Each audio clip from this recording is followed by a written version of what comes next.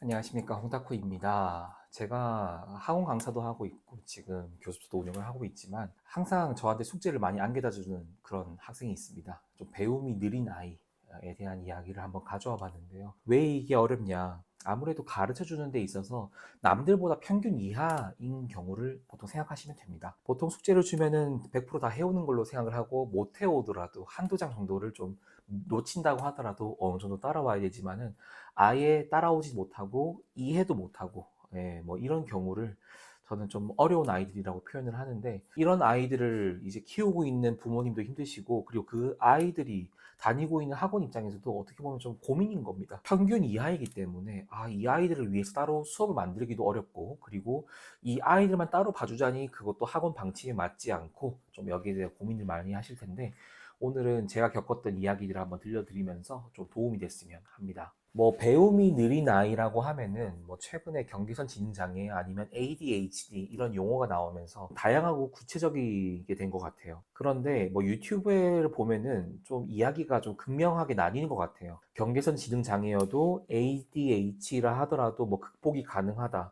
이런 후기도 있고 이야기도 있는데, 학부모님과 그 다음에 뭐 선생님들 입장에서는 굉장히 희망을 가지고 있어서 그냥 일반 학원이나 일반 교습소를 보내도 괜찮을 거다라고 생각하시는 경우도 있고요. 그래서 그 내용들을 보면은 크다 보면 어느 순간 공부를 잘하게 된다, 그래서 뭐 스카이도 갔다, 뭐 나중에는 뭐 어디도 간다, 이렇게 얘기를 하는데, 좀 반대되는 이야기라고 하면은 절대 공부시키면 안 된다. 공부를 시키는 데 있어서 뭐 제한이 있다. 지능과 재능에 제한이 있으니까는 너무 공부를 못하면 시키지 마라. 이해가 안 되면은 빨리 취직부터 시켜라. 이렇게 얘기를 하는 분들도 계십니다. 네, 정말 극명하게 나뉘어 있는 거죠. 저는 이 영상을 보시는 분들께 먼저 말씀드리고 싶은 건 이겁니다.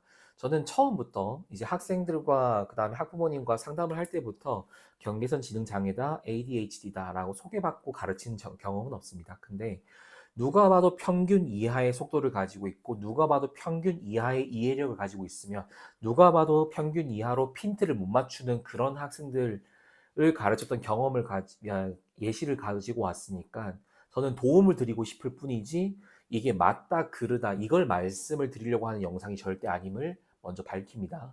그렇기 때문에 반드시 근처에 있는 전문가들과 상담을 꼭 해보시고, 아이의 학습 환경과 아이의 학습 진도 계획 같은 것들, 이런 것들을 좀 현명하게 계획을 해주셨으면 좋겠습니다. 그냥 참고용으로만 생각해 주셨으면 좋겠습니다. 저는 첫 번째 이제 학생을 소개를 해드릴 텐데요. 이 학생은 여학생이었어요. 저랑 같이 공부했던 기간은 좀 길었습니다. 초등학교 5학년 때부터 중학교 2학년 끝까지 저랑 같이 공부를 같이 했고요. 이 학생은 학원은 다니지 않았는데 뭐 교회나 이런 종교 시설에서 이제 케어해주는 그런 공부반 같은 데서 공부를 했다고 해요. 근데 이제 제가 만나보니까는 기초가 안 돼 있었습니다. 뭐 통분, 그 다음에 분수 계산 이런 것들은 당연하고, 뭐 기초적인 뭐 덧셈, 뺄셈, 곱셈, 나눗셈 이런 것들도 좀 어려워했어요. 특히 뭐 나눗셈과 뺄셈은 진짜 힘들어서 약해가지고 애가 문제는 틀린 것을 가르쳐줬을 때 이제 습득하는 시간이 너무 오래 걸렸어요.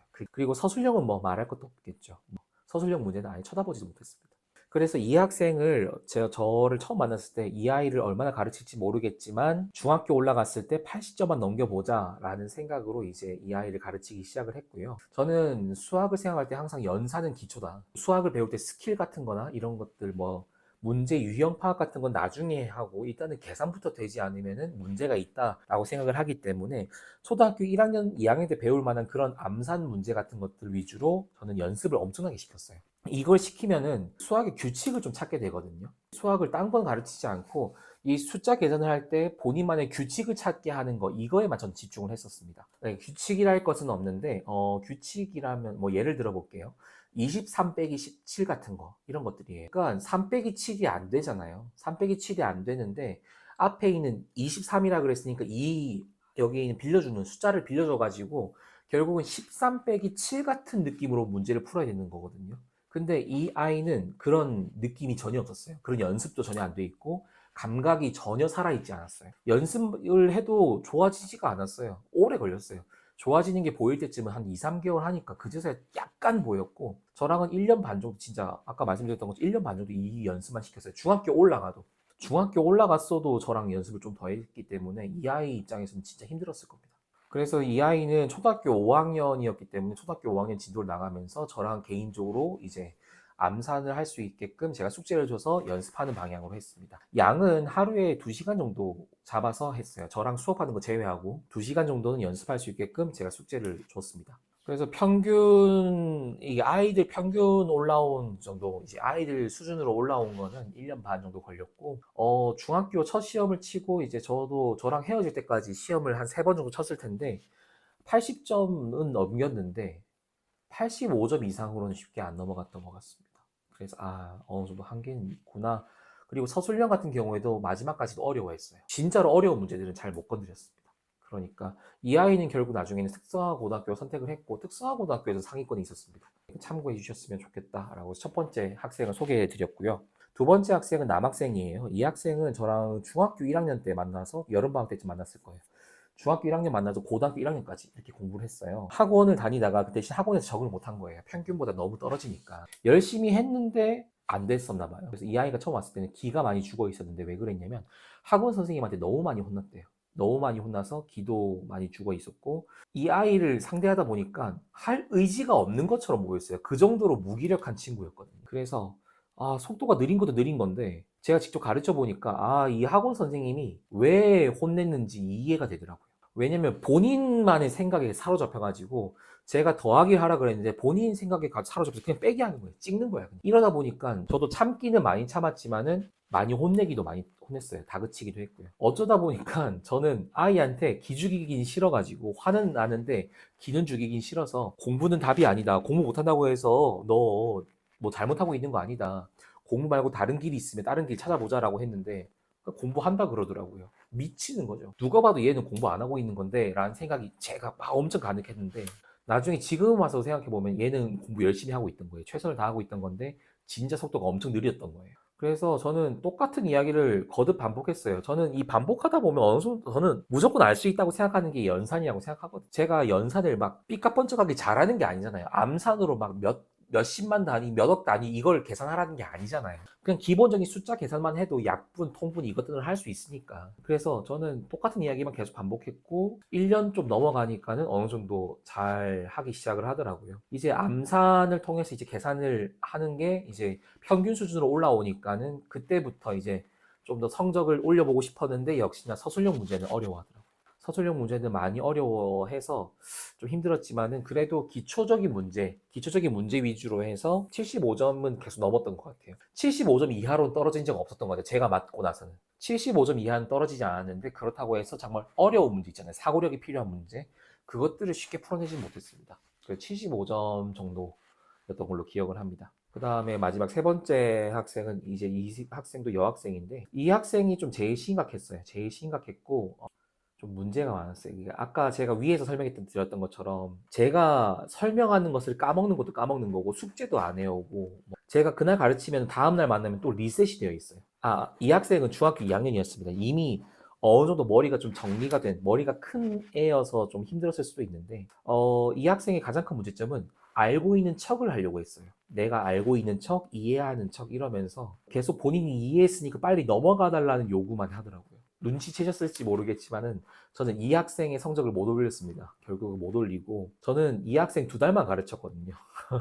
제가 이 학생을 봤을 때 역시나 기초가 한 개도 안 돼 있었어요. 중학교 2학년인데도 불구하고 초등학교 3, 4학년 수준의 연산 수준밖에 안 됐어요. 분수 나오면 바로 못했고 그 다음에 그냥 일반적인 자연수 계산 이것도 많이 틀렸던 학생이었어요. 계산부터 해야 되니까 계산 연습부터 하자, 암산 연습부터 하자 이렇게 했는데 이 학생 끝까지 받아들이지 못했거든요. 그리고 이게 좀 말이 어떻게 와전이 됐는지 모르겠는데 집에서 저한테 연락 오기를 우리 애 수준에 안 맞게 왜 시키냐, 우리 애는 중학교 2학년인데 왜 초등학교 걸 시키냐 이렇게 얘기를 해서 어머니 우리 지금 이 학생 같은 경우에는 지금 중학교 것도 중요하긴 한데 기초적인 계산부터가 안 된다. 이거는 물론 진도 나가다 보면 알아서 이게 연습이 될 수도 있겠지만 이 학생 공부 그렇게 열심히 안 한다. 그러려면 제가 숙제를 줄 수밖에 없지 않냐. 그래서 이제 이거 뭐 기분이 나빴는지 제 말을 뭐 못 알아들었는지 진짜 아무리 생각해도 이 학부모나 이 아이나 제 이야기를 자꾸 이상하게 알아들었어요. 그래서 제가 기분이 많이 나빴던 학생 중에 하나라고 기억을 하고 있는데 결국 저는 2달 만에 잘렸고요.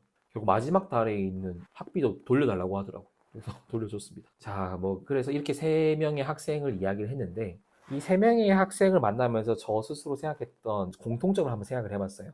첫 번째는 머리 쓰는 게 일단 약해요. 타인보다 머리를 쓰는 효율이 되게 낮은 것 같아요. 똑같은 영상을 보고 똑같은 책을 보고 똑같은 문제를 풀었는데 이거 머리로 쓰는 효율성이 굉장히 낮다라고 저는 보여졌어요. 물론 방법을 이해를 잘못한 거일 수도 있고 여러 가지 이유가 있을 수도 있지만은 효율이 많이 떨어지는 것 같았습니다. 그러니까 빠른 계산이 어려울 수밖에 없는 거죠. 이 두 번째는 집중력의 한계가 명확했습니다. 그러니까 흥미를 잃으면 바로 이제 집중력을 놔버리거나 방금 했던 내용도 까먹는 경우, 수업을 듣고 있다가 그 사이에도 집중력이 떨어지는 겁니다. 예, 이런 경우가 있었고요. 세 번째는 문제의 뉘앙스나 선생님의 핀트를 잘 못 잡는 경우가 많았어요.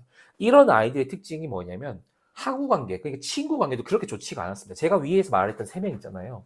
친구 관계가 그렇게 좋지 않았어요. 이 세 명 다. 왕따도 있었고요. 그 다음에 친구가 없어서 혼자 생활하는 아이도 있었어요. 친구들과 대화를 하는데 친구들이 말하는 말을 캐치를 못하는 거예요.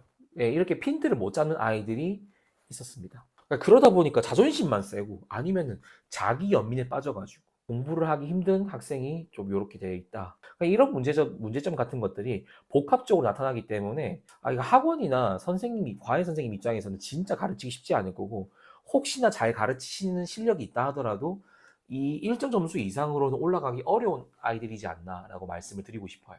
저는 아까 위에 얘기했던 이 세 명 혹은 더 많은 학생들이 있었겠죠. 그렇죠? 제가 다 말은 할 수 없으니까. 이런 아이들은 진짜 재능이 없는 거예요. 이런 아이들은 진짜 공부에 재능이 없는 건 맞아요. 흔히 요즘 아이들이 많은 나 재능이 없나 봐 이러면서 3, 4시점 받으면서 재능이 없나 봐 이런 거 말고요. 이 세 명은 진짜 재능 없는 거예요. 이상하죠. 75점도 넘고 80점도 넘었는데 얘네들한테 저는 재능이 없다고 말하잖아요. 그만큼 얘네들이 열심히 했는데 그것밖에 안 나오는 거예요. 진짜 열심히 했는데 이것밖에 안 나와서 저는 얘네들 진짜 재능이 없다고 얘기하는 겁니다.